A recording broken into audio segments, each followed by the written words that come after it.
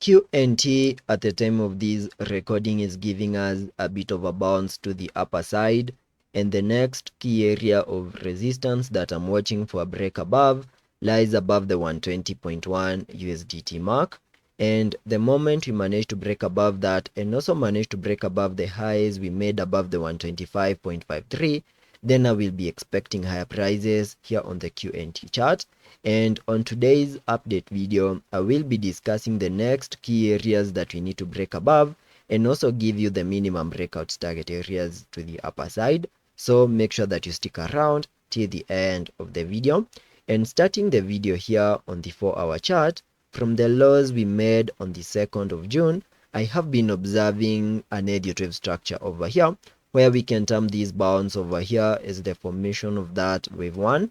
Then we saw a bit of a pullback in the formation of that second wave. Then we continued to see higher prices in the formation of that wave 3, giving us a high above the 125.59. And there's a very high chance that the pullback that we saw yesterday was the formation of that wave 4. And in case we continue pushing higher, breaking above significant key areas of resistances and significant highs, then we can continue pushing higher in the formation of that impulsive edge wave count 5. And to just show you that the wave 3 over here did the minimums, I can connect the fib extension from the low of the first wave to the high of that wave 1, then connect the Fibonacci's to the low of the second wave, and you can see that we fully hit the fib ratios 1:1 in the formation of that wave 3 above the 124.18 before we started the pullback in the formation of that wave 4. And using the Fibonacci's, connecting the fibs from the low of the second wave to the high of that third wave, you can see that the pullback in the formation of this wave 4 is now reacting in the golden pocket between the fib level 0.5 and the 618. Though based on the edge wave structures, we can say that we have hit invalidation points because this wave 4 over here went a little bit too deep because we overlapped the high for that wave 1 above the 118.78. But for now, I'm still giving the bulls the benefit of doubt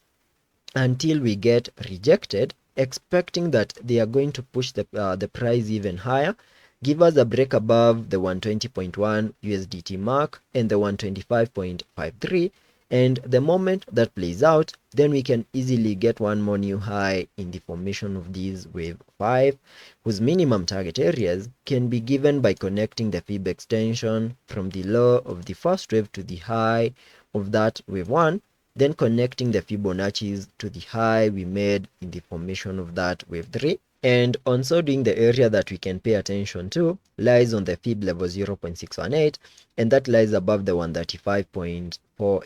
USDT mark as our next target area.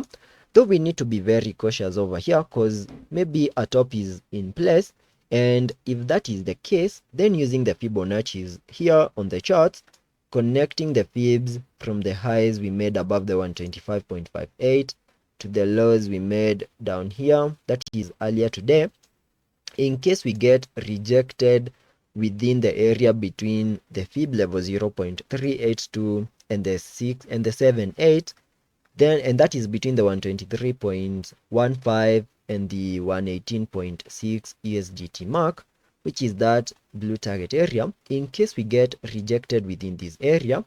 then that will be a clear indication that a top could be in place, and we are going to get another pullback in the next coming hours. And in that pullback, I will also be watching whether QNT is going to give us a break of this ascending trend line that I have here on the charts. The moment we get a break to the lower side of that line over here, flipping it back into resistance, because that area is also acting as support, and also lose the significant low we made earlier today below the 114.26, then that will be a clear indication that a direct pullback over here will be incoming, where we can continue pushing lower to the 100 USDT mark as our next target areas, because that is the next support area that we have here on the charts. So that is something else that you need to pay attention to. And that is all that I'm expecting on the QNT chart on the short term and also on the long term. That is on the short term, and let us be patient and see how that plays out, and that will ensure you stay up to date.